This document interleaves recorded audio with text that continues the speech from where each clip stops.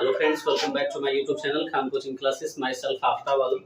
दोस्तों, आज हम लोग पढ़ रहे हैं क्लास 10 का हिंदी महामैराथन क्लास खंड ब, यानी इसके पहले वाला वीडियो अगर आप नहीं देखे हैं तो आप लिंक में उसका जो वीडियो का डिस्क्रिप्शन है वो दे दिया गया है, वहाँ पर जा करके आसानी से लिंक को ओपन करके आप देख सकते हैं।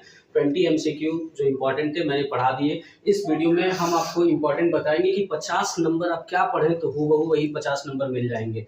और देखिए दोस्तों कि अगर अभी तक आप हमारे चैनल पर नए हैं तो अभी तक कर क्या रहे हैं, चैनल को सब्सक्राइब कर लीजिए, बेल आइकन के बटन को दबा लीजिए ताकि आगे से आने वाले सारे वीडियो आपको प्रोवाइड हो जाए। दोस्तों, एक और चीज़ आपसे कहने जाएंगे कि इसके बाद वाला जो हमारा महामैराथन आएगा वो इंग्लिश का आएगा, फिर उसके बाद 12th का आएगा, फिर उसके बाद SST का आएगा। तो आप बनी रहिएगा, हमारे चैनल से जुड़े रहिएगा ताकि आप बोर्ड एग्जाम में अच्छा नंबर कर सकें। चलिए दोस्तों, समय नहीं गवाएंगे, सीधा सीधा टॉपिक पे आते हैं और समझते हैं। देखिए दोस्तों, जो MCQ वाला था वो तो मैंने आपको पढ़ा दिया।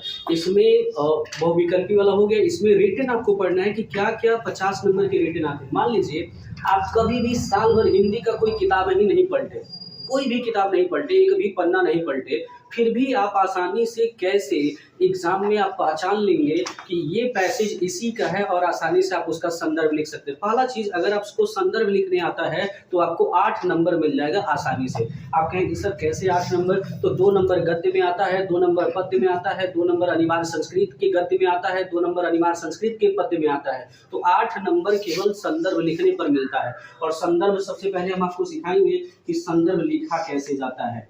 ठीक है, संदर्भ लिखने से पहले थोड़ा सा आप जान लीजिए कि किस पार्ट को कौन से की पॉइंट हैं जिन्हें हम पढ़ लें तो आसानी से हम जान जाएंगे कि यह जो पार्ट है इसी चीज का है। जैसे मान लीजिए पहला लेसन आपका मित्रता है, तो मित्रता, एक चीज आप याद रखिएगा कि लेसन और राइटरों का नाम आपकी जुबान पे याद होना चाहिए। मित्रता को किसने लिखा? रामचंद्र शुक्ल। अगर मित्रता लेसन से दिया है एग्जाम में तो उसमें या तो कच्ची मिट्टी एक शब्द आया होगा, या तो मित्र, या तो मित्रता, या तो बुद्धि, या तो कुसंग, या तो संगत, या तो कीचड़।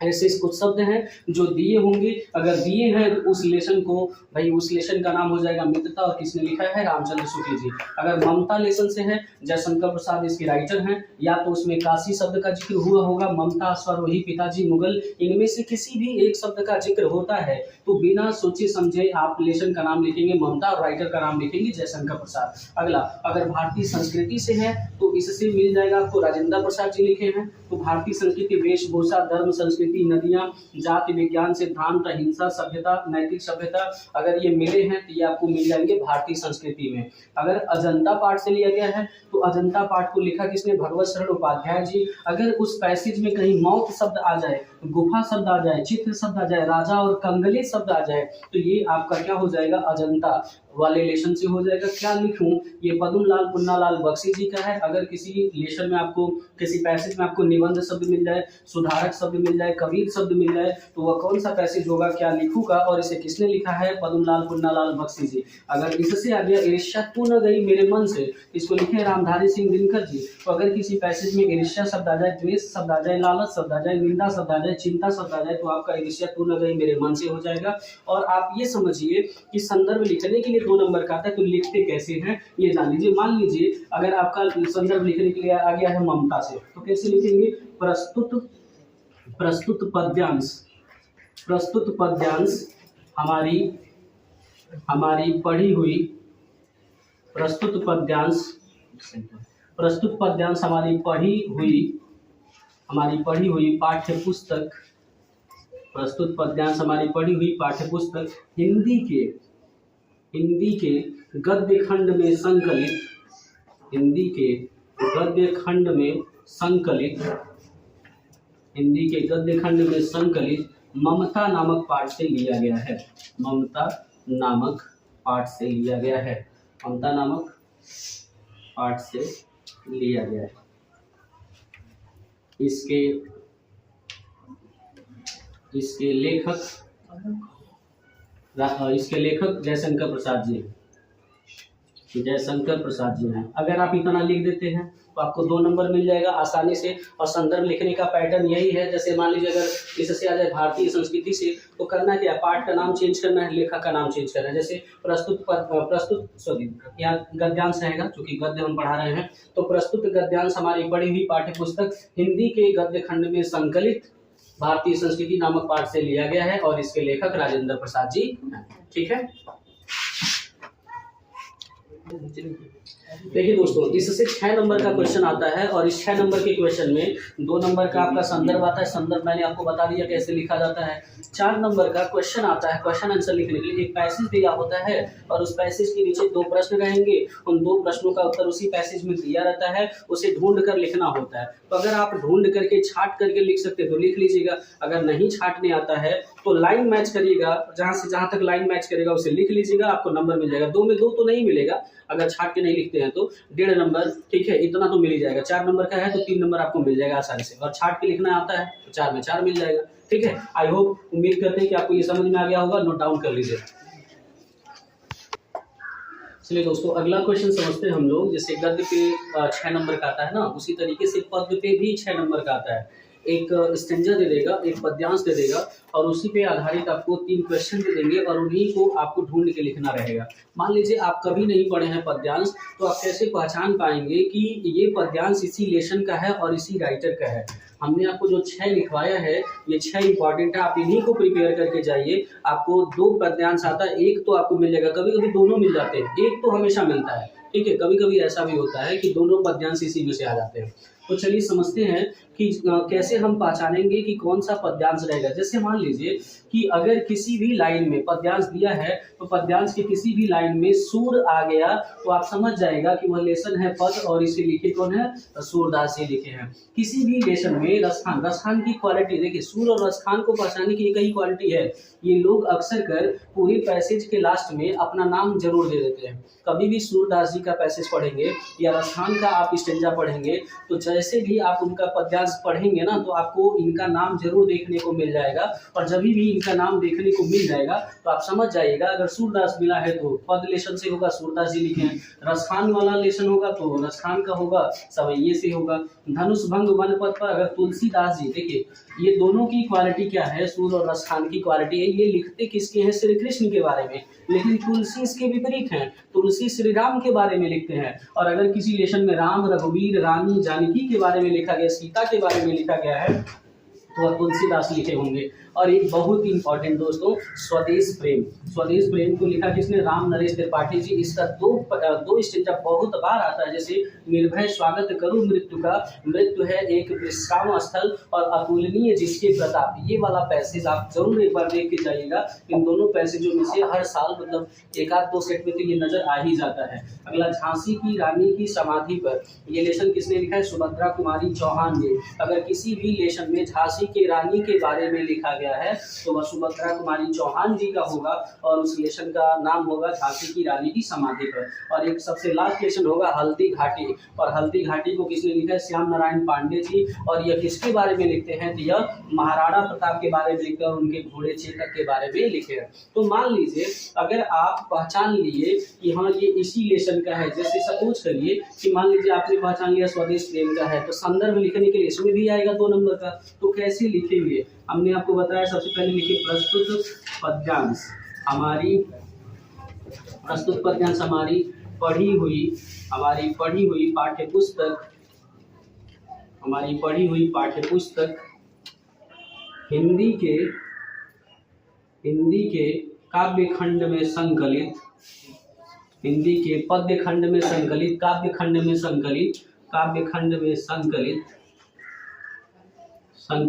स्वदेश प्रेम नामक पाठ से लिया गया है। स्वदेश प्रेम नामक पाठ से लिया गया है।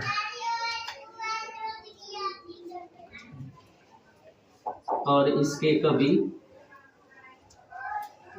कवि राम नरेश त्रिपाठी जी।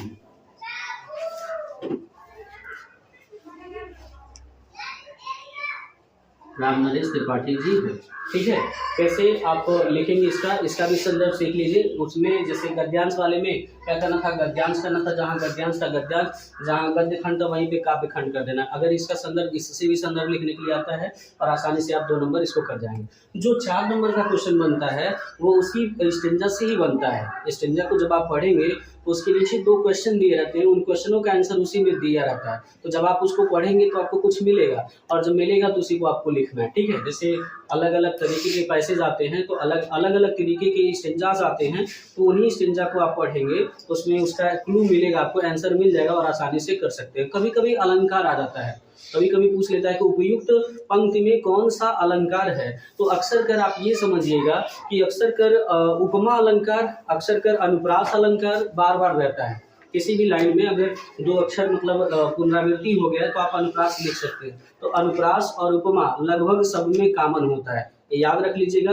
अनुप्रास और उपमा अगर आपको पहचानने आएगा तो भाई पहचान के लिख दीजिएगा, लेकिन नहीं पहचान पाते हैं तो लास्ट ऑप्शन रहेगा आपके पास, अनुप्रास उपमा डाल देंगे तो आपको नंबर मिल जाएगा। ये नहीं पहचानने पर है, ये लास्ट ऑप्शन है, लेकिन पहचान सकते हैं तो पहचान के लिख लीजिएगा, नोट कर लीजिए इसको। देखिए दोस्तों, अगला जो क्वेश्चन बनता है अनिवार्य संस्कृत से, और अनिवार्य संस्कृत में गद्य पद्य दो आते हैं। तो गद्य से भी 5 नंबर का बनता है संदर्भ सहित अनुवाद लिखने के लिए, पद्य से भी 5 नंबर का बनता है संदर्भ सहित अनुवाद लिखने के लिए।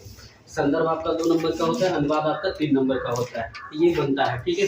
कभी कभी 4+1 होता है, कभी कभी 3+2 होता है। तो इसमें क्या करना है, वाराणसी, प्रबुद्धो ग्राम्य, भारतीय संस्कृति, ये 3 लेसन आपको अच्छे से प्रिपेयर करना है। जैसे वाराणसी अगर मान लीजिए संदर्भ लिखना चाहें तो कैसे आप पहचानेंगे, कोई स्टैंजा कोई पैसेज दिया है तो कैसे आप पहचानेंगे, उस पैसेज में अगर तारासिको शब्द आया है, नगरी शब्द आया है या वाराणसी शब्द आया है, तो आपको क्या करना है, वाराणसी नामक पाठ से लिया गया। अगर प्रबुद्धो ग्रामीण से है तो या तो उसमें ग्रामीण शब्द आया होगा या तो मौन शब्द आया होगा, तो प्रबुद्धो ग्रामीण का होगा। अगर आपका भारतीय संस्कृति से आया है तो उसमें संस्कृति के बारे में जरूर जिक्र किया होगा, तो आपका हो जाएगा भारतीय संस्कृति। मान लीजिए मानना क्या है, संदर्भ सहित तो आता ही है इसका अनुवाद लिखने के लिए, तो इसका भी संदर्भ लिखने के लिए आएगा।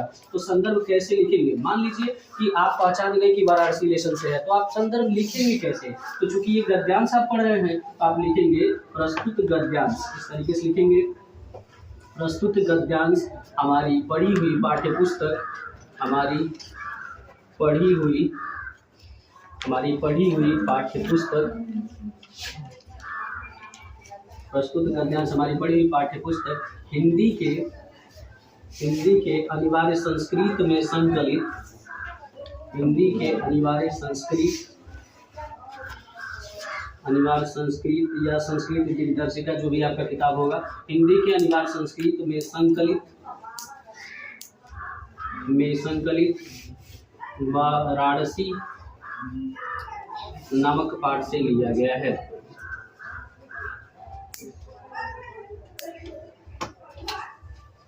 वाराणसी नामक पाठ से लिया गया है, ठीक है दोस्तों।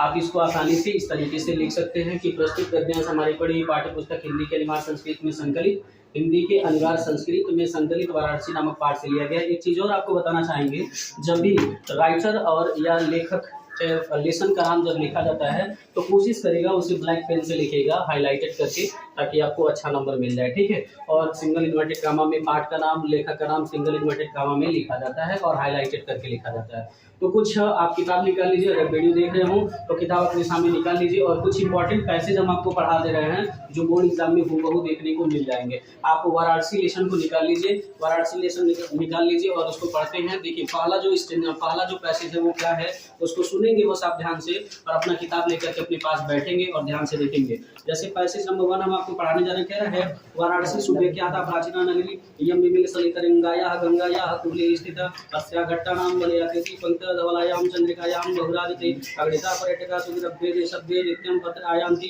अस्या घट्टानां च शुभां विलोक्यं इमां बहु प्रशंसन्ति। तो इसको कैसे आप अनुवाद लिखेंगे, देखिए कैसे क्या है। वाराणसी सुविख्याता प्राचीना नगरी, वाराणसी जो है बहुत ही प्रसिद्ध सुविख्यात प्राचीन नगरी मानी जाती है। जैसे कभी भी अर्थ निकाला जाता है तो एक चीज़ आप समझिए कि आधा से ज़्यादा हिंदी उसमें दिया रहता है। संस्कृत का अर्थ निकालने का सबसे बेस्ट यही है कि आधा से ज़्यादा हिंदी दिया। जैसे वाराणसी सुविख्याता का मतलब है सुविख्यात, बहुत ही फेमस प्रसिद्ध, नगरी मतलब नगर, अस्थि मतलब होता है, तो वाराणसी सुविख्याता प्राचीना नगरी दिया है तो इसका अर्थ क्या होगा, वाराणसी बहुत ही प्रसिद्ध प्राचीन नगरी है। अगला है इयं विमल सरितरंगायाः गंगायाः कूले स्थिता, कहना है कि यह स्वच्छ जलों के तरंगों से युक्त गंगा के किनारे स्थित है, यानी इसका जो जल है वह स्वच्छ है और तरंगों से युक्त है, लहरों से युक्त है और गंगा नदी के किनारे स्थित है। अस्या घट्टानाम बलियाकृति पंक्ति धवलयाम चंद्रिकायाम बहुराजते। और ये आगे कह रहा है कि इसके घाटों की, यानी अस्यायाम घट्टानाम, इसके घाटों की बलियाकृति, इसके घाटों की घुमावदार पंक्तियां जो हैं, धवलयाम चंद्रिकायाम, वह पंक्ति श्वेत चांदनी में बहुत सुंदर लगती है। इसके घाटों की जो पंक्ति है, जब आसमान में श्वेत चंद्रमा निकलता है तो उस समय यह बहुत ही सुंदर दिखाई देती है। कह रहा अग्निता पर्यटका सुद्रव्ये शब्दे अस्ति नित्यम अत्र आयन्ति। और यहाँ पर अन्य पर्यटक सुदूर देशों से आते हैं, यानी दूर दूर के देशों से आकर के यहाँ पर बहुत सारे पर्यटक वाराणसी नगरी को देखने आते हैं। अस्या घट्टा नाम च शोभाम विलक्ष्यम इमाम बहु प्रशंस। और इसके घाटों की शोभा को देख करके वो बहुत ज्यादा अपने वहां जाकर के इसकी प्रशंसा करते हैं। ये वाला पैसेज बहुत इंपॉर्टेंट है। अगला देखिए, अगला क्या कह रहे हैं, वर्णस्याम प्राचीन काले देवी गेहे गेहे विद्यायाम दिव्यम ज्योति उद्यते अधुनापि अति संस्कृत वाग्धारा सततं प्रभवति जनानां ज्ञानं च वर्धयति। अत्र अनेके आचार्य मूर्धन्य विद्वांस वैदिक मांगेयस्य अध्ययन अध्यापने च इदानीं निरता न केवलं भारतीय अपि तु वैदेशिका गिवाड़ वांग्या अध्ययनाय अत्र आगच्छन्ति। निःशुल्क च विद्यां गृह्णन्ति। अत्र हिंदू विश्वविद्यालय, संस्कृत विश्वविद्यालय, काशी विद्यापीठम् इत्येते त्रयः विश्वविद्यालयाः सन्ति। येषु नवीनानां प्राचीनानां च ज्ञान विज्ञानायां विषयाणाम् अध्ययनं प्रचलति। अब ये बहुत ही फेमस है, ये भी इसको समझ लीजिए। इसका अर्थ क्या है, कह रहे हैं कि वाराणस्याम प्राचीन काले देवी गेहे गेहे विद्याया दिव्यम ज्योति उद्यते। कह रहा है कि वाराणसी में प्राचीन काल से ही घर घर में विद्या की देवी की जो ज्योति है वो अलौकिक है, विराजमान है। फिर आगे क्या रहे हैं, अधुना अभी अति संस्कृत वाग्धारायाम सततम प्रवहति। और आज भी यहाँ संस्कृत की वाणी की जो धारा है वह निरंतर प्रवाहित होती रहती है, चलती रहती है।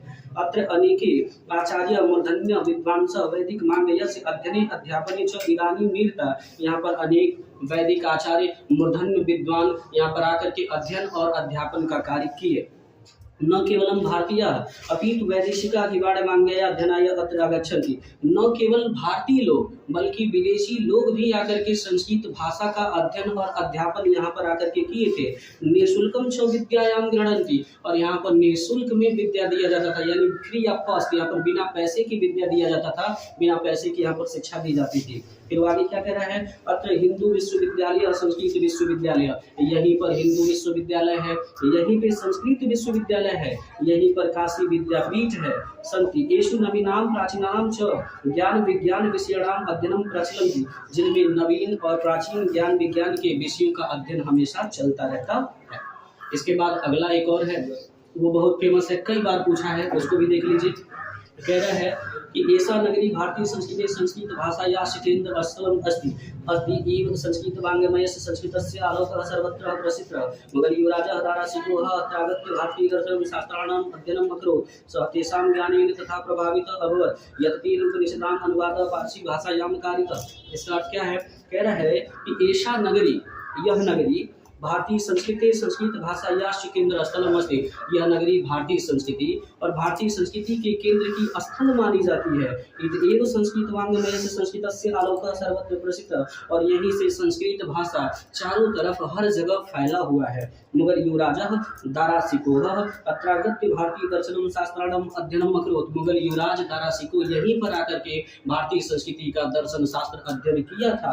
सः तेषां ज्ञानेन तो प्रभावित हुआ, वह यहाँ के ज्ञान से इतना ज्यादा प्रभावित हुआ यत् तेन उपनिषदानाम् अनुवादः पारसी भाषायां कारितः, कि वह उसे जाकर के पारसी भाषा में संस्कृत भाषा का क्या किया, अनुवाद, ट्रांसलेट कराया था। एक और बहुत इंपॉर्टेंट है, उसे भी देख लीजिए। कह रहे हैं इयम नगरी विविध धर्माणायाम संगम स्थली अस्ति।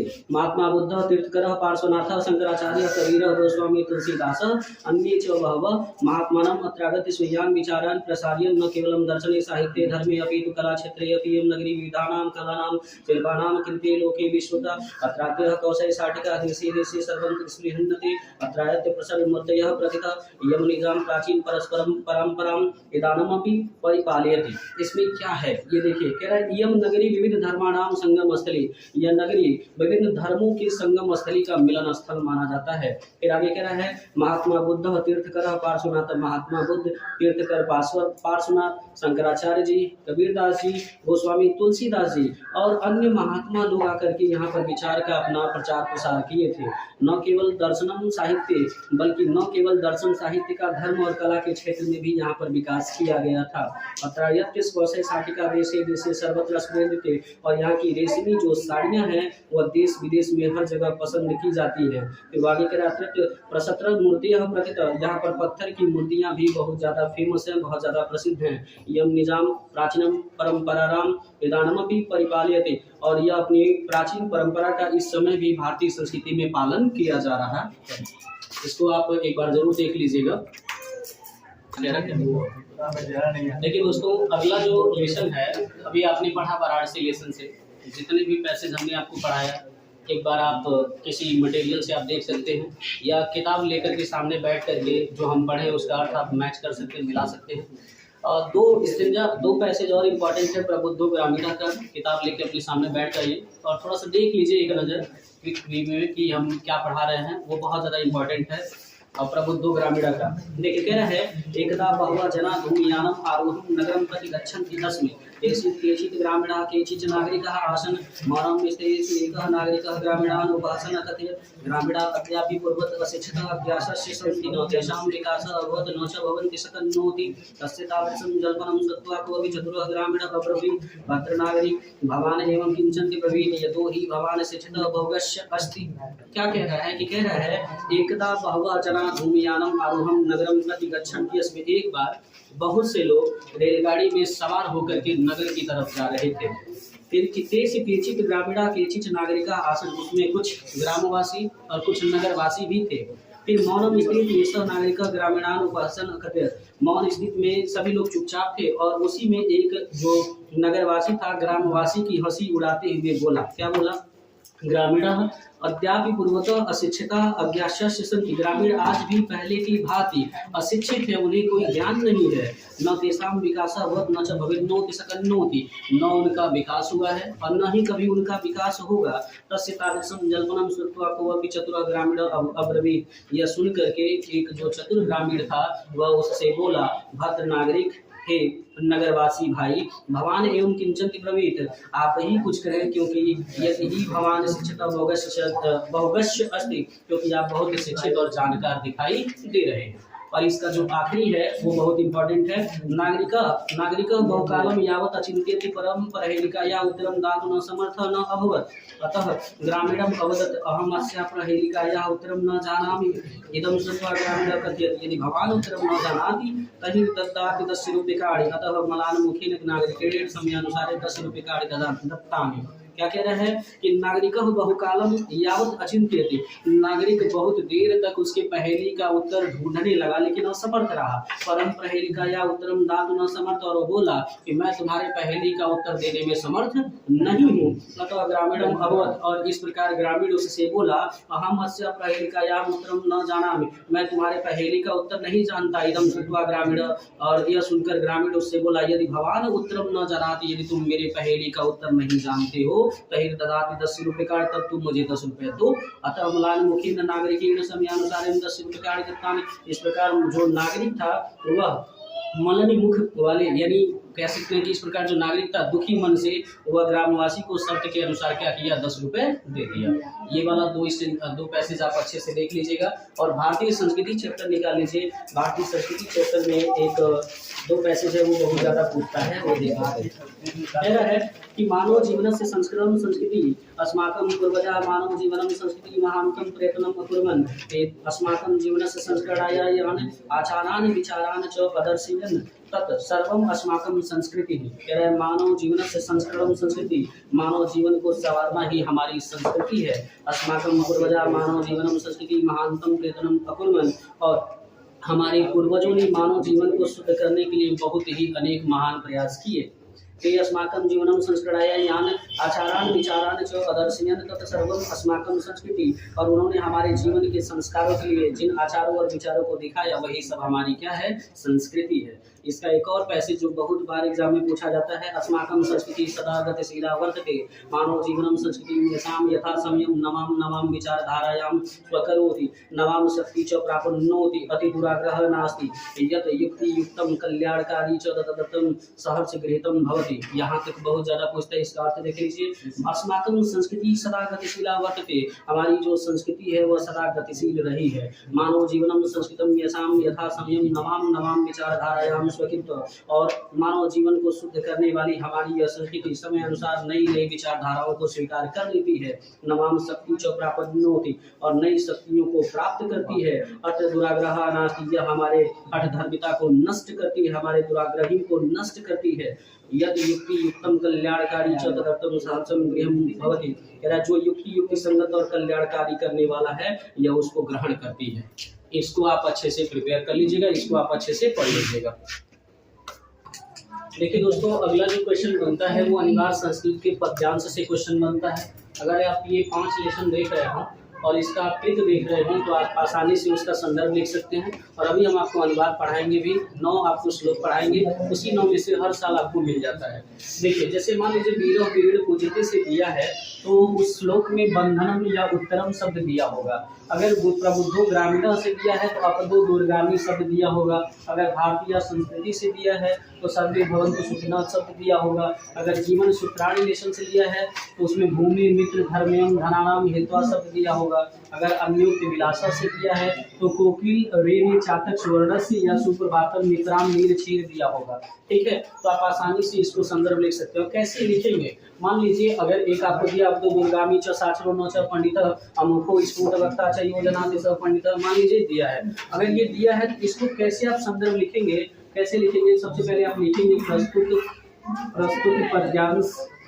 प्रस्तुत पद्यांश हमारी पढ़ी हुई पाठ्य पुस्तक, हमारी पढ़ी हुई पाठ्य पुस्तक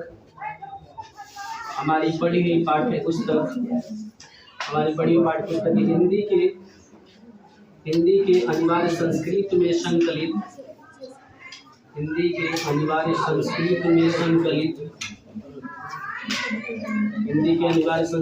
संकलित प्रबुद्धो ग्रामीण नामक पाठ से लिया गया। इस तरीके से आप आसानी से क्या करेंगे, इसका संदर्भ लिख देंगे। प्रबुद्धो ग्रामीण नामक पाठ से लिया गया।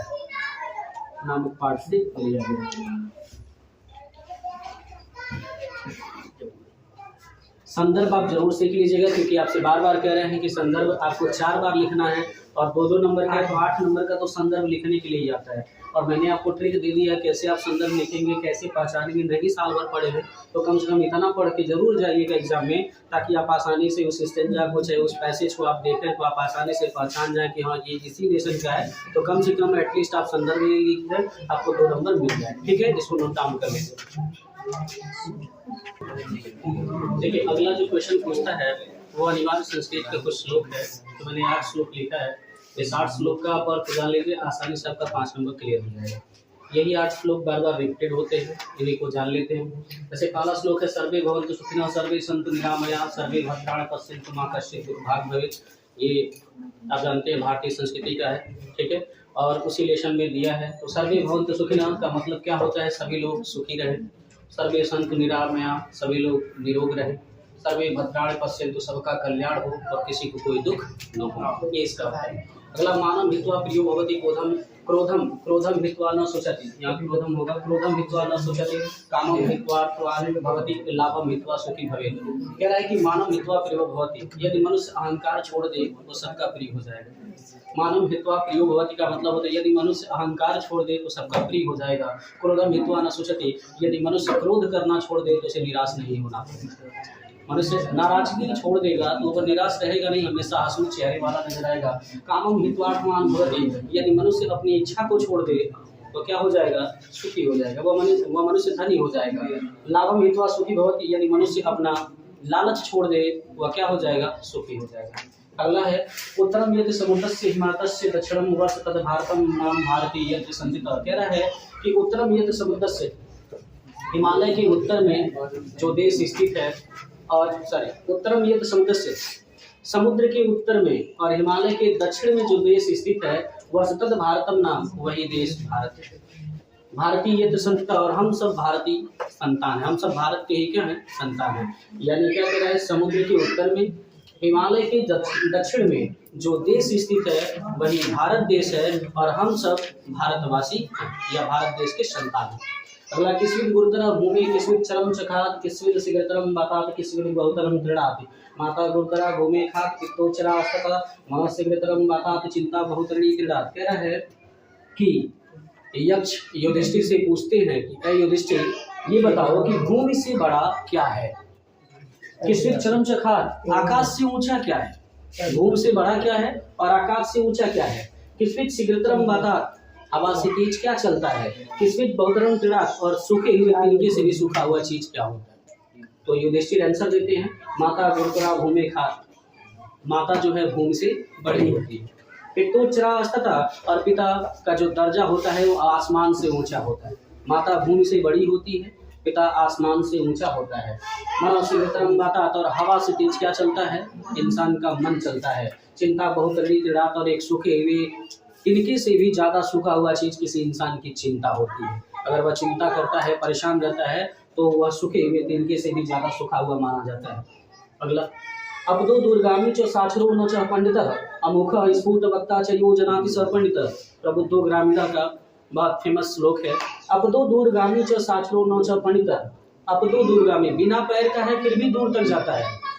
इसके पैर नहीं है, बिना पैर का है फिर भी दूर तक जाता है। च साक्षरो न च पंडितः, साक्षर है लेकिन पंडित नहीं है। अक्षरों से युक्त है लेकिन वह पंडित नहीं है। अमुख स्फुट वक्ता, मुख नहीं है, मुख नहीं है, स्फुट वक्ता, साफ साफ बोलता है। मुख नहीं है फिर भी साफ साफ बोलता है। चयो जनाति स पंडितः, जो इसे जानता है वही पंडित है, वही विद्वान है। अगला, मर्डम मंगलम यत्र विभूतिश्च विभूषणम कौपिनम यत्र कौशेयी सा काशी के नियत है। कह रहा कि जहाँ मरने मात्र से ही मंगल प्राप्त हो जाए, जहाँ मरने मात्र से ही मंगल प्राप्त हो जाए, विभूतिश्च विभूषणम, जहाँ पर लोग क्या करते हो? भस्म धारण करते हो। जहाँ पर मरने मात्र से ही मंगल हो जाए, जहाँ पर लोग अपने तिलक पर, माथे पर भस्म धारण करते हैं। कौपिनम यत्र कौशेयी सा, और जहाँ पर लोग रेशमी कलर की लंगोटी पहनते हैं, ऐसे काशी को कौन नहीं जानता। ये वाराणसी लेशन का है। अगला, हतो वा प्रपस्ति स्वर्गम दित्वा भुजस्य महिमा निराशीर निर्ममं भूत्वा युद्धस्य विगत ज्वरः। क्या कह रहा है? हतो वा प्रपस्य, यह एक लेशन है आपका, एक लेशन है अलक्षेंद्र वाला, वीर वीरेण पूज्यते, उसी लेशन का ये श्लोक है। और श्लोक क्या है? श्लोक ये है कि हतो वा प्रपस्य स्वर्गम जित्वा भुजस्य महिमा। कह रहा है कि युद्ध में अगर तुम मारे गए, अलक्षेंद्र को समझाता है, युद्ध में अगर तुम मारे गए तो तुम्हें क्या हो जाएगा? स्वर्ग की प्राप्ति होगी।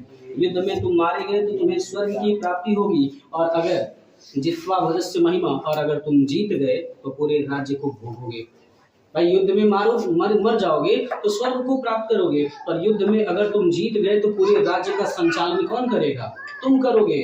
निराशी में भूत्वा युद्धस्य विगत ज्वर, और फिर आगे कहता है इसीलिए तुम इच्छा रहित, ममता रहित और संतान रहित होकर के क्या करो? निरंतर युद्ध करते रहो, तुम युद्ध में सफल हो जाओ। फिर अगला एक फेमस श्लोक है, सार्थ प्रवस्तु मित्रम भार्या मित्रम गृहस्थ आतुरस्य विष्कम मित्रम दानम मित्रम मरीक्षत। ये क्या है? कह रहा है कि प्रवास में रहने वाला इंसान का दोस्त क्या होता है? धन। अगर कोई आदमी विदेश में रहता है तो उसका धन, वो उसका मित्र कौन होता है? धन होता है। भार्या मित्रम गृहस्थ, घर में रहने वाली सबसे अच्छी दोस्त कौन होती है? भार्या मीन्स पत्नी, घर में रहने वाली सबसे अच्छी दोस्त पत्नी होती है। आतुरस्य विष्कम मित्रम, एक रोगी का मित्र वैद्य होता है। ठीक उसी तरीके से दानम मित्रम मरीक्षत, मरने के बाद इंसान का मित्र कौन होता है? दान। जो दान पुण्य किया है वही उसका मित्र होता है। आई होप दोस्तों ये 8 श्लोक समझ में आ गया होगा, इसको नोट डाउन कर लीजिए। देखिए दोस्तों, उसी क्रम में जब आप आगे बढ़ेंगे तो अगले वाले क्रम में आपको क्या आता है? एक आता है खंड काव्य से कहानी लिखने के लिए। तो अलग अलग ज़िले में अलग अलग कहानियाँ पढ़ाई जाती हैं। आप गोरखपुर के जो भी स्टूडेंट हैं, अगर वो इस वीडियो को देख रहे हो, तो गोरखपुर ज़िले में आपको पढ़ाया जाता है मातृभूमि के लिए ये जो कहानी है चंद्रशेखर आज़ाद पे। अगर दूसरे ज़िले के लोग पढ़ रहे हो, इस वीडियो को अगर देख रहे हो, तो आप अपने ज़िले के, अपने विद्यालय के टीचर से संपर्क करके अपने ज़िले का जो है पूछ लीजिएगा कि कौन सा खंड काव्य पढ़ाया जाता है। हिंदी के टीचर से संपर्क करके लिख लीजिएगा। हाँ, एक चीज़ और, अगर कुशीनगर ज़िले के बच्चे ये वीडियो देख रहे हो तो वो कुशीनगर ज़िले में मेवाड़ मुकुट पढ़ाया जाता है, तो मेवाड़ मुकुट आप देख लीजिएगा, उसकी कहानी पढ़ लीजिएगा, 3 नंबर का कहानी आएगा। फिलहाल हम ये गोरखपुर ज़िले के बच्चों को पढ़ा रहे हैं, गोरखपुर ज़िले के बच्चे इसको देख सकते हैं, यही कहानी लिखना है उन्हें, और बाकी कोई भी कहानी उन्हें टच नहीं करना है, क्योंकि दूसरी कहानी उनके ज़िले में नहीं पढ़ाई जाती। तो इस कहानी में सबसे पहले तो हमें ये जानना है, 3 नंबर का आता है ये कहानी लिखने के लिए, तो हमें ये जानना है कि ये कहानी कौन लिखा है और इसमें कितने कैरेक्टर हैं। क्योंकि कोई भी कहानी पढ़ने से पहले आप जानते हैं, सबसे पहले आपको उसको क्या करना पड़ेगा? उसके कैरेक्टर समझ लीजिए कि किस कैरेक्टर का किस कैरेक्टर से क्या संबंध है, तब आप कहानी को बेहतर तरीके से समझेंगे। तो देखिए, मातृभूमि के लिए जो कहानी है, यह कहानी लिखा किसने है, तो जयशंकर त्रिपाठी जी ने लिखा है। और इस कहानी में कितने कैरेक्टर हैं, इस कहानी में जो चंद्रशेखर आज़ाद है, जो इस कहानी का नायक है, वह इस कहानी का नायक है और इसी के ऊपर ये पूरी की पूरी कहानी है। अगला, इनके पिताजी का नाम है सीताराम तिवारी और इनके माता जी का नाम है जगरानी देवी। और कुछ अंग्रेजी सैनिक हैं जिसमें जनरल डायर है, साइमन कमीशन है, स्कॉट है, सैंडर्स है। ये कुछ इंग्लिश जो अंग्रेजी सैनिक हैं ये लोग हैं। और कुछ स्वतंत्रता सेनानी हैं जिनमें महात्मा गांधी जी हैं, भगत सिंह हैं, अशफाक उल्लाह खान है, राम प्रसाद बिस्मिल हैं, मनमथ नाथ हैं, सचिंद्र नाथ बख्शी हैं, राजगुरु हैं, लाला लाजपत राय हैं और बटुकेश्वर दत्त हैं। ये कुछ स्वतंत्रता सेनानी हैं। और पंडित ये हैं गणेश शंकर जो इनके दोस्त हैं। फिर फाइनली आपको ये जानना है कि चंद्रशेखर आज़ाद का जन्म कब हुआ था, फिर उसके बाद उनकी मृत्यु कब हुई थी, प्रथम सर्ग को और किस नाम से जानते हैं, द्वितीय सर्ग को और किस नाम से जानते हैं, तृतीय सर्ग को और किस नाम से जानते हैं। कुछ और चीज़ें कि 1925 में साइमन कमीशन क्यों आया था, भारत 1928 में क्या हुआ था, ये आपको जानना है। जब चंद्रशेखर आज़ाद 15 साल के रहते हैं तो उन्हें कितना बेत मारा जाता है, ये आपको जानना है। चंद्रशेखर अपने पिता का नाम क्या बताते हैं और अपने घर का बताते हैं, ये आपको जानना है, ठीक है। और फाइनली जिस पेड़ के नीचे ये इनकी डेथ हुई थी वह कौन सा पेड़ था, तो आपको जानना है ब्लैकबेरी का पेड़ था, जामुन का। इसी पेड़ के नीचे ये मरे थे अल्फ्रेड पार्क में, ये आपको जानना है। बाकी कहानी स्टार्ट करते हैं और समझते हैं। देखिए, ये कहानी हमारी स्टार्ट होती है। सबसे पहले तो आप एक चीज़ और समझ लीजिए, कहानी शुरू करने से पहले कभी कभी ऐसे पूछ लेता है कि मातृभूमि के लिए खंडकाव्य का संकल्प सर्ग की कथा वस्तु अपने शब्दों में लिखिए। तो प्रथम सर्ग को ही हम कहते हैं संकल्प सर्ग, ये ध्यान में रखिएगा। कभी कभी प्रथम सर्ग नहीं पूछता है, कभी कभी संकल्प सर्ग पूछ लेता है, कभी कभी द्वितीय सर्ग न पूछ करके संघर्ष सर्ग पूछ लेता है, कभी कभी तृतीय सर्ग न पूछ करके बलिदान सर्ग पूछ लेता है।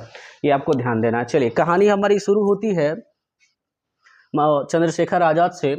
तो मध्य प्रदेश के यानी सन 23 जुलाई 1906 को मध्य प्रदेश के भावरा ग्राम में चंद्रशेखर आज़ाद का जन्म होता है।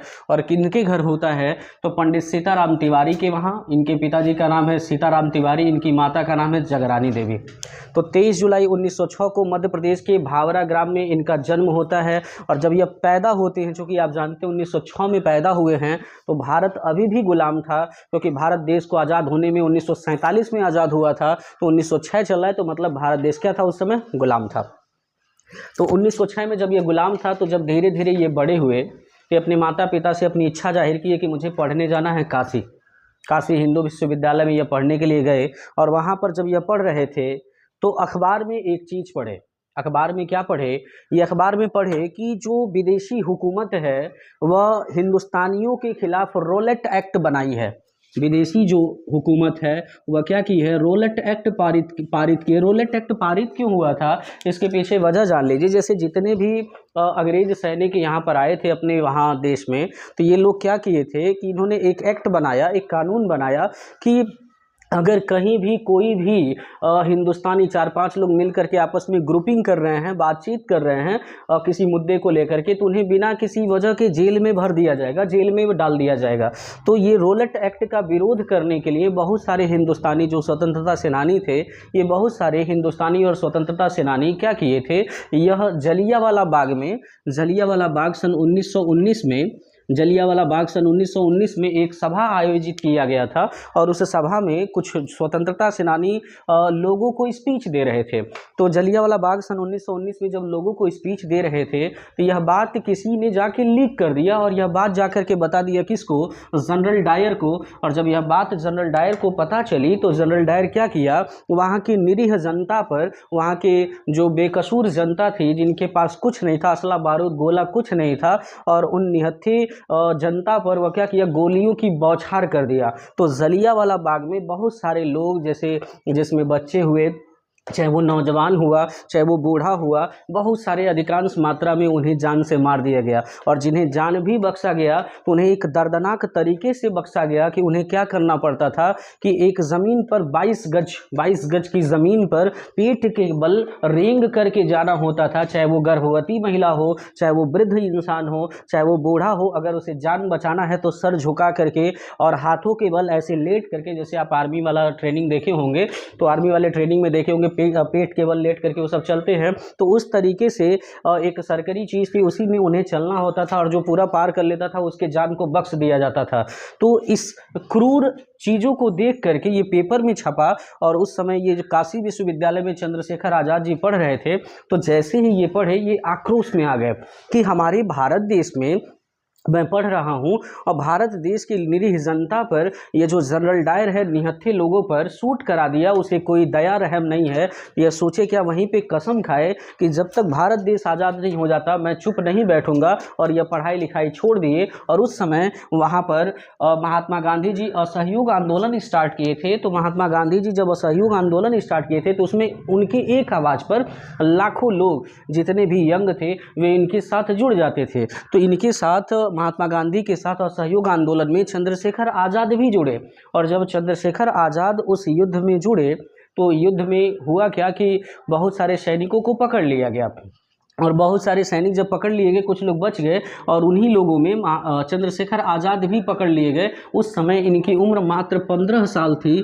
पुलिस वाले इन्हें पकड़ करके लेके गए पुलिस थाने में, और जब पुलिस वाले इन्हें पकड़ करके लेके पुलिस थाने में गए तो 15 साल की अवस्था में इन्हें पुलिस की जो बेत थी 16 बेत इन्हें मारा गया। 1-2 बेत नहीं, 16 बेत मारा गया। और 16 बेत मारने के बाद इनसे इनका नाम पूछा गया। इन्होंने अपना नाम जो है वो आज़ाद बताए। इनसे इनके पिताजी का नाम पूछा गया तो ये अपने पिताजी का नाम स्वाधीन बताए, और इनसे इनका घर पूछा गया तो ये अपना घर बताए क्या, ये अपने घर जो है जेल खाना बताए। और फिर फाइनली जब जो पुलिस वाले थे उन्हें कुछ मिला नहीं, कोई सबूत नहीं मिला, तो इन्हें जो वहाँ की जनता थी, लोकल लोग थे, वे जब आक्रोश करने लगे तो सरकार को यानी गवर्नमेंट जो अंग्रेजी सैनिक थे उन्हें मजबूरन क्या करना पड़ा, इन्हें छोड़ना पड़ा। और तभी से इनका नाम आज़ाद लोग कह करके पुकारने लगे। ये था हमारा पहला सर्ग जिसमें चंद्रशेखर आज़ाद भारत देश के लोगों को संकल्प करते हैं कि कैसे आज़ाद कराना है।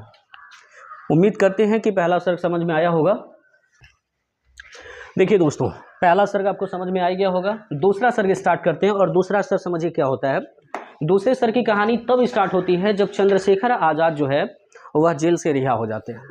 जब जेल से आज़ाद हो जाते हैं तो होता क्या है, जैसे ही जेल से आज़ाद होते हैं तो इनका जो असहयोग आंदोलन महात्मा गांधी जी चलाए रहते हैं वो धीरे धीरे स्लो हो जाता है, धीरे धीरे नम हो जाता है, डाउन हो जाता है।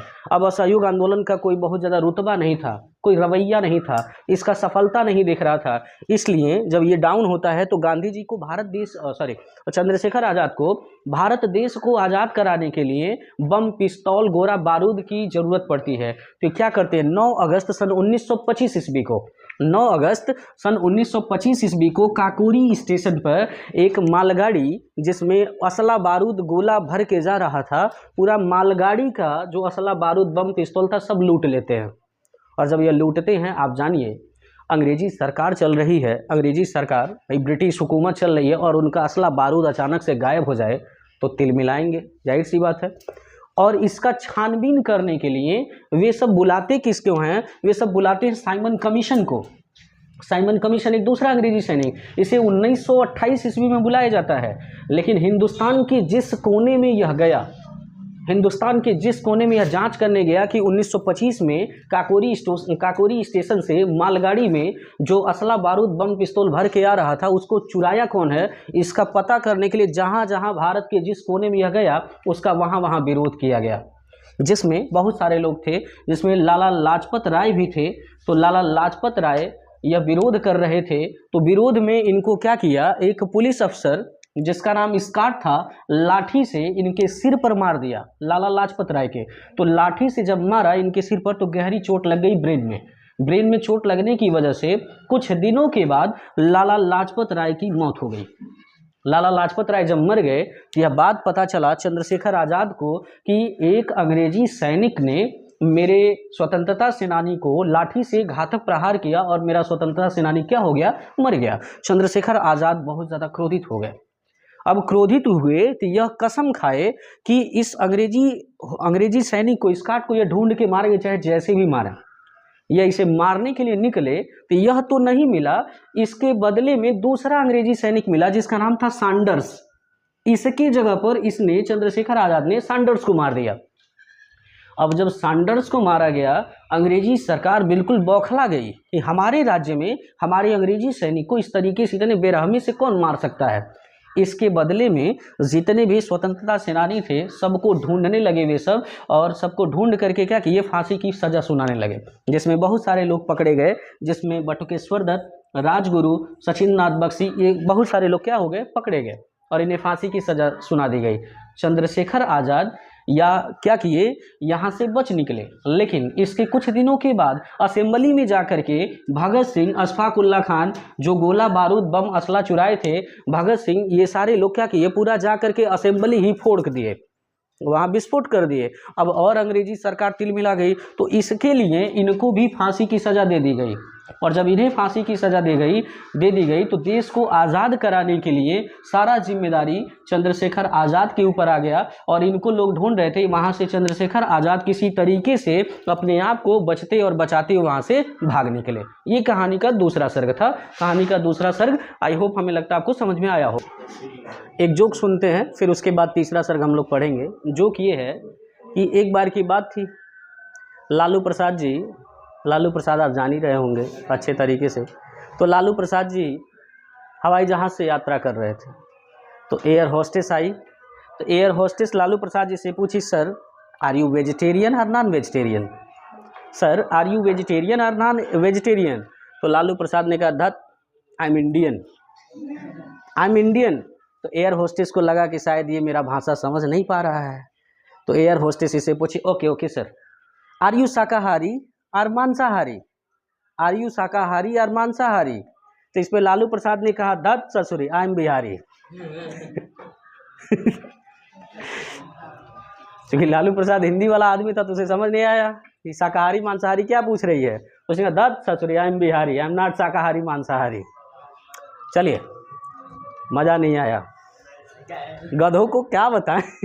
तुम लोग को समझ भी तो नहीं आता है। चलो एक और जोक सुन लो, उसके बाद पढ़ते हैं, शायद सुनाए भी होंगे। चूहे को लगी बिल्ली गोरी गोरी, चूहे को लगी बिल्ली गोरी गोरी, दोनों मिलने लगे चोरी चोरी। चूहे को लगी बिल्ली गोरी गोरी, दोनों मिलने लगे चोरी चोरी। चूहा बोला, आओ खेलें आँख मिचोली। चूहा बोला, आओ खेलें आँख मिचोली। बिल्ली चूहे को खाकर बोली, जानू आई हेट लव स्टोरी। चलिए, अब अगला हम लोग समझते हैं। देखिए दोस्तों, अगला जो सर्ग है वो तृतीय सर्ग हमें जानना है। तो तृतीय सर्ग को हम किस नाम से जानते हैं? तो बलिदान सर्ग के नाम से जानते हैं। जब चंद्रशेखर आज़ाद बहुत ज़्यादा थक जाते थे तो यह इस सर्ग में उनके प्राणों की वो बलिदान दे दिए हैं, इसीलिए इन्हें बलिदान सर्ग, इस सर्ग को बलिदान सर्ग के नाम से जानते हैं। तो जब चंद्रशेखर आज़ाद बहुत थक जाते थे तो कहाँ जाते थे? बहुत ज़्यादा थक जाने पर मध्य प्रदेश की सातार नदी के किनारे हनुमान जी के मंदिर के पीछे एक गुफा थी, उसी गुफा में जाके आराम करते थे। ये आराम कहाँ करते थे? इनका एक आराम करने का एक प्लेस था, मध्य प्रदेश की जो नदी थी सातार नदी, उसके किनारे एक हनुमान जी का मंदिर था, उस मंदिर के पीछे गुफा थी, उसी गुफा में ये जा कर के आराम किया करते थे।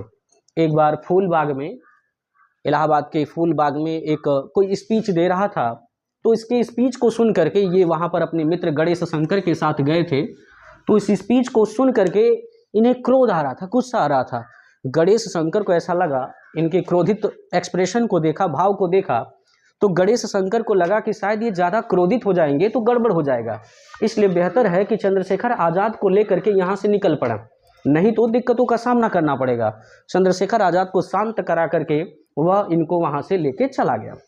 और जब वह इनको वहाँ से लेकर के चला गया तो हुआ क्या, एक बार की बात थी कि सन 1931 ईस्वी को, यानी 27 फरवरी सन 1931 का यह इतिहास का वह काला दिन था जिसमें भारत का एक महान सपूत अपने प्राणों की आहुति दे दिया। 27 फरवरी 1931 ईस्वी को यह अल्फ्रेड पार्क में, इलाहाबाद के अल्फ्रेड पार्क में जामुन के पेड़ के नीचे बैठ करके अपने कुछ स्वतंत्रता सेनानियों से मिल करके बातचीत कर रहे थे।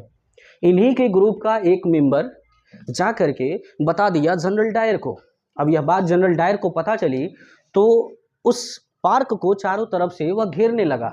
इस बीच ये देखे कि सैनिक इन्हें घेर रहे हैं, अपने दोस्तों को वहाँ से भगा दिए, भगाने में समर्थ हो गए। लेकिन यह इकलौते अकेले होकर के यह क्या कर रहे थे, गोलियों की बौछार का अकेले सामना कर रहे थे। सारे दोस्त इनके जब चले गए तो अकेले ही पूरी अंग्रेजी हुकूमत का, पूरी अंग्रेजी फौज का यह सामना कर रहे थे। जब पहली गोली चलाए तो एक अंग्रेजी सैनिक का कलाई उड़ा दिए, एक अंग्रेजी सैनिक का पहली ही गोली में कलाई उड़ा दिए। दूसरी गोली चलाए, नाट बाबर नाम के एक सैनिक का जबड़ा उड़ा दिए, जबड़ा इसे बोलते हैं। दूसरी गोली चलाई, ये जबड़ा ही उड़ गया, मतलब ये सब कट गया। कहने का सेंस से गोली लगा तो ये सब कट गया, छिला गया कह सकते हैं। तो ये सब कट गया। अंग्रेजी सरकार का आखिरी गोली तक इन्होंने डटकर सामना किया। जब इनके पास एकमात्र गोली बची तो यह सोचे कि यह विदेशी गोली से नहीं मरेंगे, ये अपने स्वदेशी गोली से मरेंगे। और क्या किए, उस गोली को निकाल करके अपने बंदूक में भरे और कनपट्टी पर लगा करके वीर गति को प्राप्त किए। इनके मरने के बाद भी अंग्रेजी सरकार के पास इतनी औकात नहीं थी कि जाए इनके पास, डरते डरते गए और इनकी मौत को कंफर्म करने के लिए इनके पैर के तालू में क्या किया गया, कई बार गोली मार करके चेक किया गया, कहीं इसका सांस तो नहीं चल रहा है। इस तरीके से चंद्रशेखर आज़ाद, जो भारत देश का एक महान सपूत था, वह वीर गति को प्राप्त किया। और आज भी इलाहाबाद के अल्फ्रेड पार्क में आप जाएंगे तो वह जो जामुन का पेड़ जिसके नीचे यह मरे थे, आज भी वह पूजा का एक स्थल बन गया है। और लोग वहाँ पर एक तीर्थ की तरह कह सकते हैं कि पार्क की तरह लोग वहाँ पर जाते हैं और घूमते हैं। ठीक है, आई होप, हमें लगता है ये आप कहानी समझ में आया होगा। इससे ज़्यादातर क्वेश्चन पूछे जाते हैं कहानी का नायक और द्वितीय सर्ग। मैंने फिलहाल आपको पूरी कहानी बताया और आप आसानी से इसको लिख सकते हैं।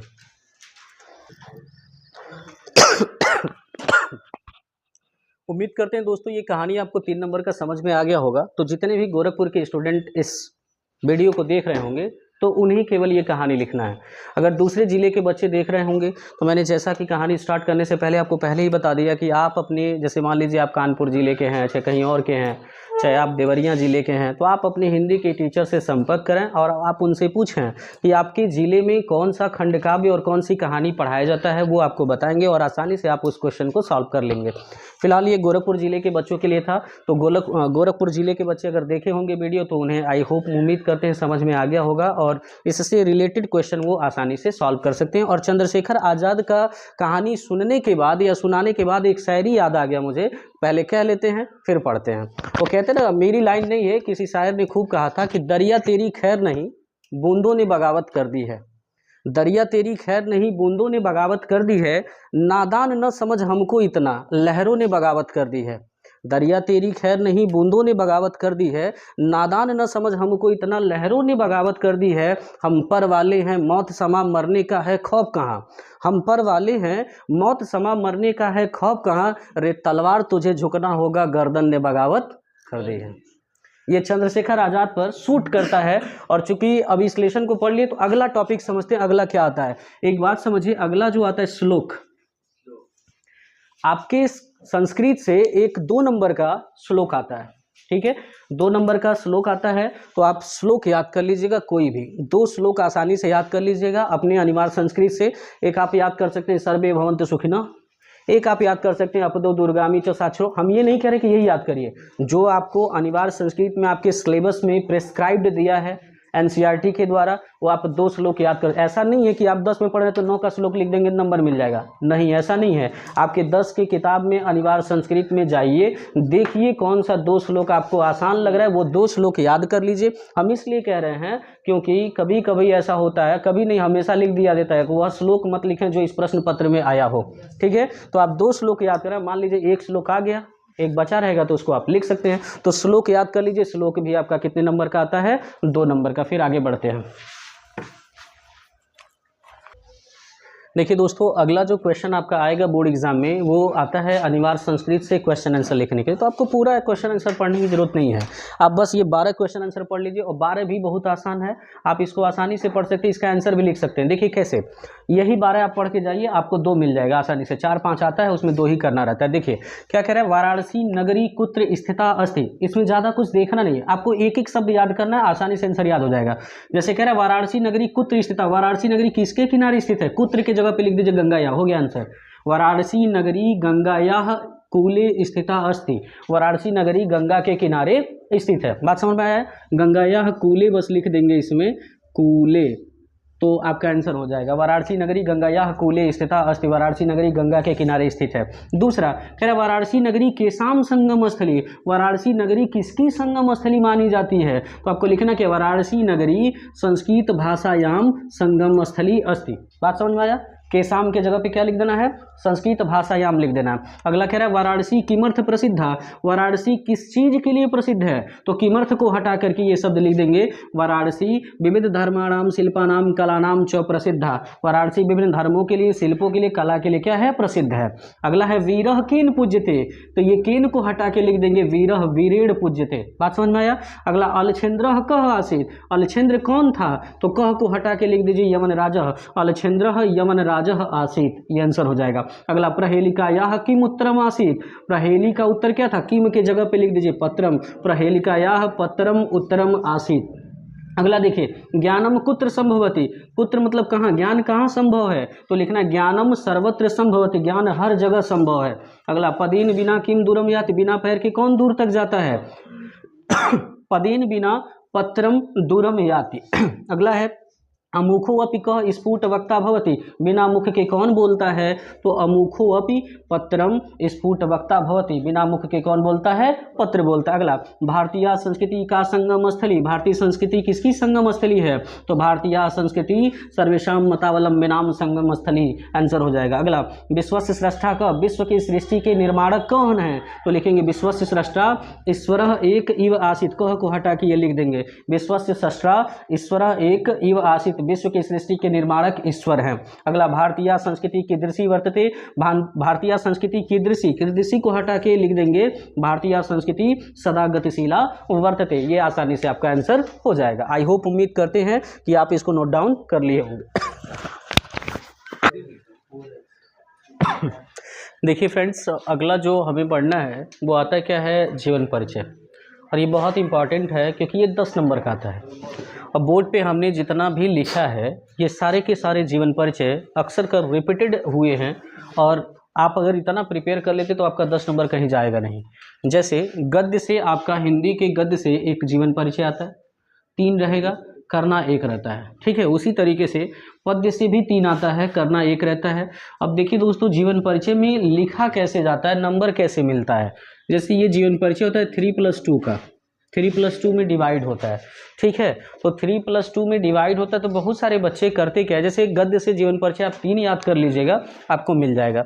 जैसे रामचंद्र शुक्ल का, जयशंकर प्रसाद का, राजेंद्र प्रसाद का याद कर लेंगे तो 5 नंबर ये कहीं जाएगा नहीं, ठीक। उसी तरीके से पद्य से मैथिली शरण गुप्त बहुत इंपॉर्टेंट हैं, और तुलसीदास जी, सूरदास जी, हाँ एक नज़र जरूर आप महादेवी वर्मा को भी देख लीजिएगा। ये 3 तो इंपॉर्टेंट हैं ही, इनको आप प्रिपेयर कर लें तो चांसेज हैं 90-95% चांसेज है इसमें से मिल जाए।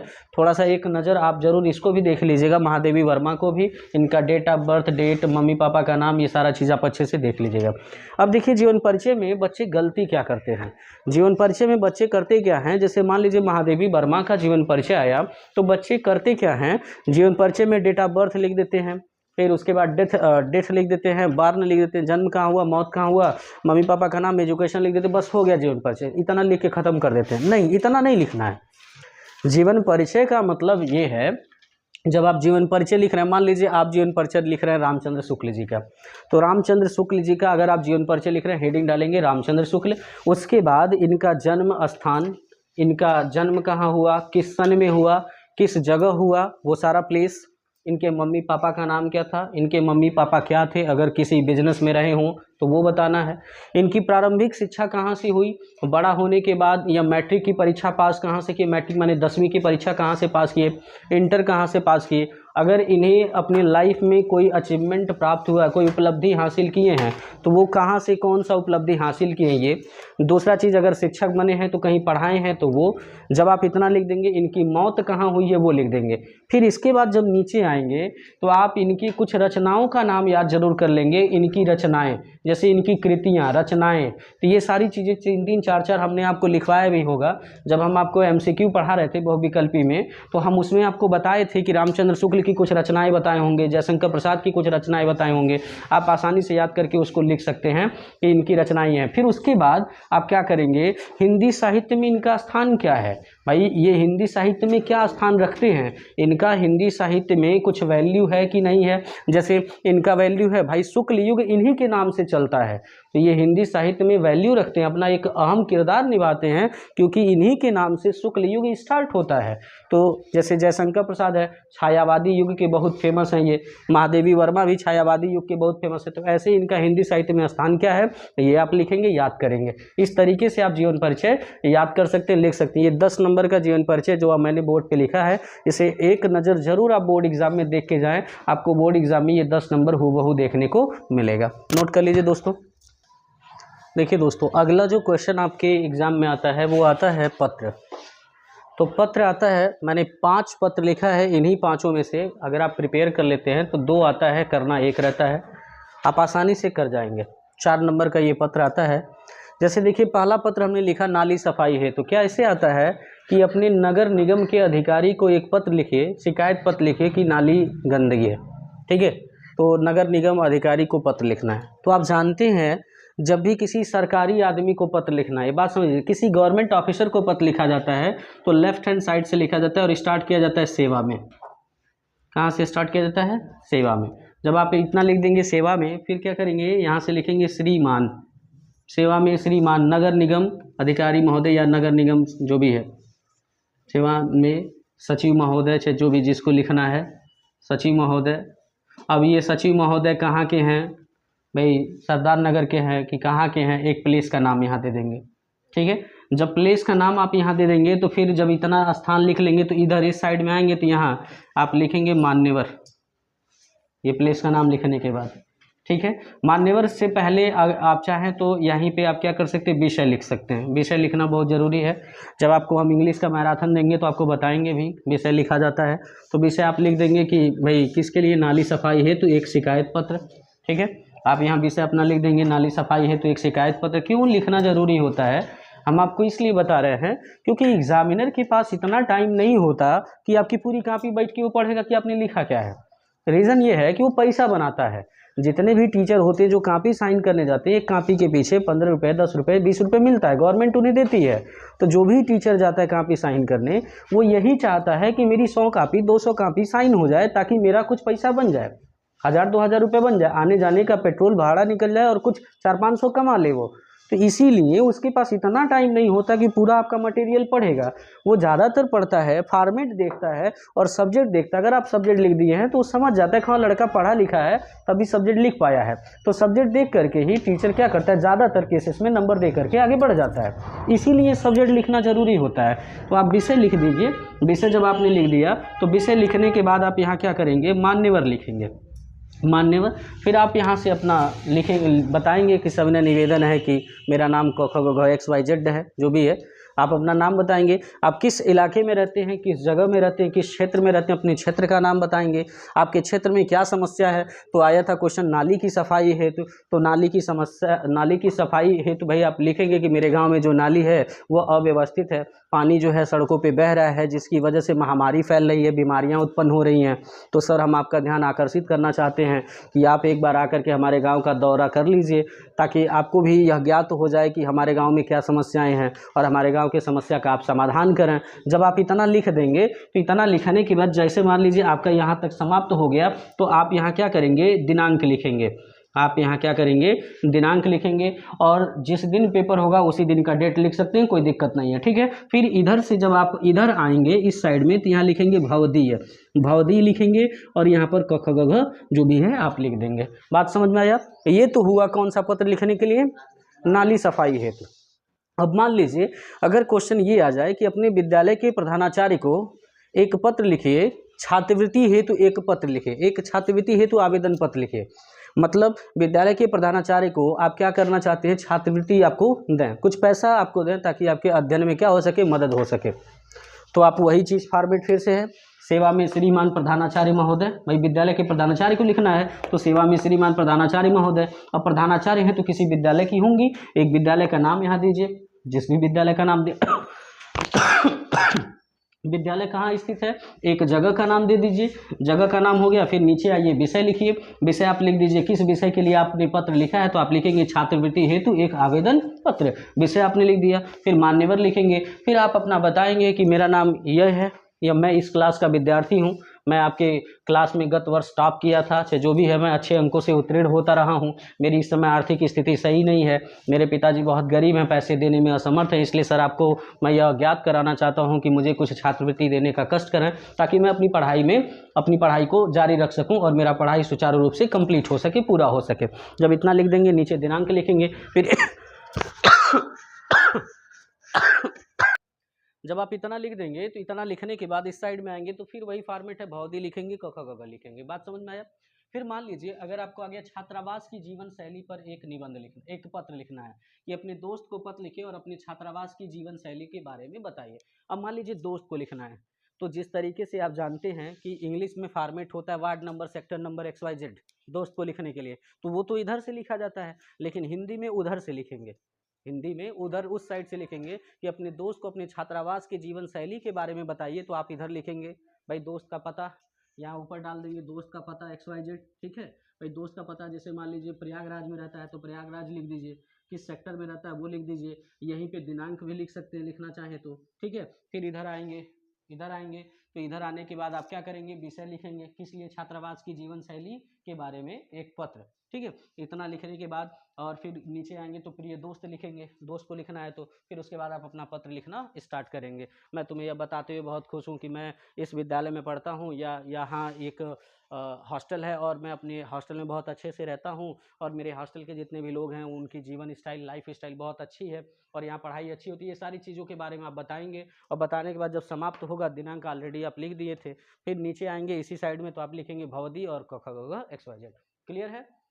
मान लीजिए आपको आ जाए वाद विवाद प्रतियोगिता बधाई पत्र, अपने दोस्त को एक पत्र लिखिए कि वाद विवाद प्रतियोगिता हुई थी तो आप उसको बधाई दे रहे हैं। जैसे वाद विवाद प्रतियोगिता इन द सेंस कह सकते हैं कि बाल प्रतियोगिता, कहीं विद्यालय का 2 क्लासों के बीच में कुछ ऑर्गेनाइजेशन कराया गया था और वाद विवाद हुआ, मान लीजिए अंताक्षरी हुआ, इंग्लिश का एक बात कह रहे हैं, अंताक्षरी हुआ, उसमें आपका दोस्त जीत गया तो उसको क्या करना है, कांग्रेचुलेशन पत्र लिखना, बधाई पत्र लिखना है। फॉर्मेट वही है, दोस्त को लिखना है, दोस्त को लिखना इधर से शुरू करिए, फिर इधर आइए और उसको बधाई पत्र लिखिए किस तरीके से, मैं बहुत खुश हूँ यह जान करके कि तुम वाद विवाद प्रतियोगिता में प्रथम अंक हासिल किए, ठीक है, और उम्मीद करता हूँ कि तुम आगे भी भविष्य में ऐसे प्रथम अंक हासिल करोगे और तुम्हारा फ्यूचर और भी उज्जवल हो, भविष्य हो तुम्हारा और भी ज़्यादा कामयाब बनो तुम। ये सारा चीज़ लिखने के बाद दिनांक लिखेंगे, फिर भवदी लिख देंगे। क्लियर है।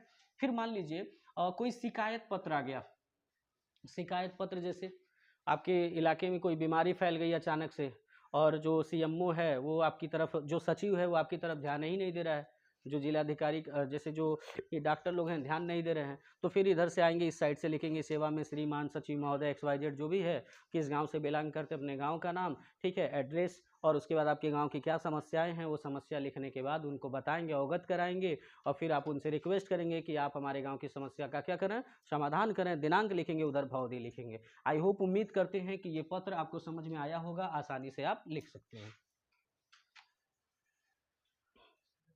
देखिए दोस्तों, अगला जो टॉपिक है निबंध का, और ये लास्ट टॉपिक है, उसके बाद आपका टोटल 70 नंबर का महामैराथन क्लास समाप्त होगा। एक चीज़ और कहना चाहेंगे कि अभी तक हमने आपसे बीच में एक बार भी नहीं कहा होगा लाइक करिए, सब्सक्राइब करिए। अब लास्ट बार आपसे कहने जा रहे हैं कि अगर वीडियो अच्छा लगा हो तो अपने जितने भी दोस्त होंगे आपके उनको ज़रूर शेयर करें, ताकि ज़्यादा से ज़्यादा बच्चे इसको पढ़ सकें और नंबर गेन कर सकें, पास हो सकें। जो बच्चे जैसे नहीं कभी पढ़े हैं वो भी बच्चे पढ़ सकें। लाइक करिए ना करिए फ़र्क नहीं पड़ता दोस्तों, लेकिन ज़रूर शेयर करें। कम से कम इस वीडियो को पढ़ें तो 1-2 लोगों को ज़रूर शेयर करिएगा, ताकि दूसरे बच्चे भी इसको पढ़ सकें आसानी से, और वे पढ़ेंगे तो वे भी सफल हो जाएंगे। ठीक है, चलिए अगला हम टॉपिक समझते हैं निबंध। निबंध जो है 7 नंबर का आता है आपके एग्ज़ाम में, और आप कुछ निबंध पढ़ लेंगे तो आसानी से आपको नंबर मिल जाएंगे। जैसे जनसंख्या के बारे में आप पढ़ लीजिए, एग्जाम में जाते समय जनसंख्या के बारे में पढ़ लीजिएगा, पर्यावरण प्रदूषण के बारे में पढ़ लीजिएगा, आतंकवाद के बारे में पढ़ लीजिएगा, बेरोजगारी, नई शिक्षा नीति, ये इंपॉर्टेंट है दोस्तों, नई शिक्षा नीति के बारे में जरूर पढ़ के जाइएगा। विज्ञान वरदान है या अभिशाप, इसके बारे में पढ़ के जाइएगा। देखिए, कोशिश यही करिएगा कि क्वेश्चन ना छूटे। आप एग्ज़ाम में जब जाइएगा तो आपकी कोशिश यही रहे कि सारे क्वेश्चन अटेम्प्ट ज़रूर करें। हाँ, एक चीज़ और कहना चाहेंगे, एमसीक्यू में बहुत सारे बच्चे कभी कभी ऐसा होता है नहीं आता है छोड़ देते हैं। छोड़िएगा नहीं दोस्तों, आपको एमसीक्यू नहीं आता है, 4 ऑप्शन में कोई भी ऑप्शन लगाइए, लेकिन लगा के आइए। और ये है कि एक एमसीक्यू में डबल ऑप्शन नहीं लगाइएगा, एक एमसीक्यू में एक ही ऑप्शन को गोला करिएगा, लेकिन ज़रूर गोला बना के आइए। हो सकता है आपका नसीब सही हो तो वही ऑप्शन जो लगा के आए वही सही हो जाए। ठीक है, एमसीक्यू छोड़िएगा नहीं, क्योंकि छोड़ेंगे तो वैसे भी नंबर नहीं मिलेगा, कर देंगे शायद सही हो जाएगा तो 1 नंबर तो मिल ही जाएगा। ठीक है ना, तो एमसीक्यू छोड़ना नहीं है, और जो भी रिटन पेपर है उसमें भी कोई कुछ चीज़ें छोड़ना नहीं है। अब इसको ज़रा समझ लीजिए कि इससे लिखते कैसे हैं। कम से कम इससे 7 नंबर का है तो कम से कम आपको कम से कम 4 से 5 पेज लिखना पड़ेगा। तो आप इतना समय ज़रूर बचा के रखिएगा कि 4 पेज कम से कम लिख लीजिएगा, क्योंकि 1.5 पेज या 1 पेज पे 1.5 नंबर या 2 नंबर मार्किंग होता है।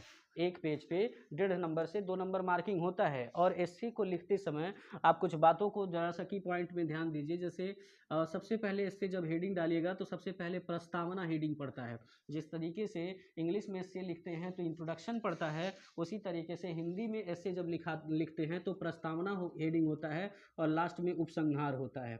उपसंहार, जैसे उसमें निष्कर्ष लिखते हैं, यहाँ भी निष्कर्ष लिख सकते हैं, उपसंहार भी लिख सकते हैं। ठीक है, और बीच में जैसे मान लीजिए आप जनसंख्या के बारे में इससे लिख रहे हैं तो अब प्रस्तावना लिखिएगा, जनसंख्या के बारे में थोड़ा लिखिएगा, और जनसंख्या से होने वाले क्या नुकसान है ये लिखिएगा। ठीक है, क्या क्या नुकसान का सामना जनता को करना पड़ रहा है, जनसंख्या को कैसे आप कंट्रोल कर सकते हैं ये लिखिएगा, और लास्ट में निष्कर्ष लिख दीजिएगा, हो जाएगा। जैसे मान लीजिए पर्यावरण प्रदूषण के बारे में लिखना है तो प्रस्तावना में आप इसका इंट्रोडक्शन लिखिएगा पर्यावरण प्रदूषण के बारे में, फिर इसके बाद कितने प्रकार के पर्यावरण प्रदूषण आपके वायुमंडल में पाए जाते हैं, वातावरण में पाए जाते हैं, उनके बारे में थोड़ा थोड़ा लिख देंगे। जैसे मान लीजिए वायु प्रदूषण, जल प्रदूषण, इनके बारे में थोड़ा थोड़ा ऐड करेंगे तो 4-4 लाइन 5-5 लाइन ऐड करेंगे तो बढ़ता चला जाएगा।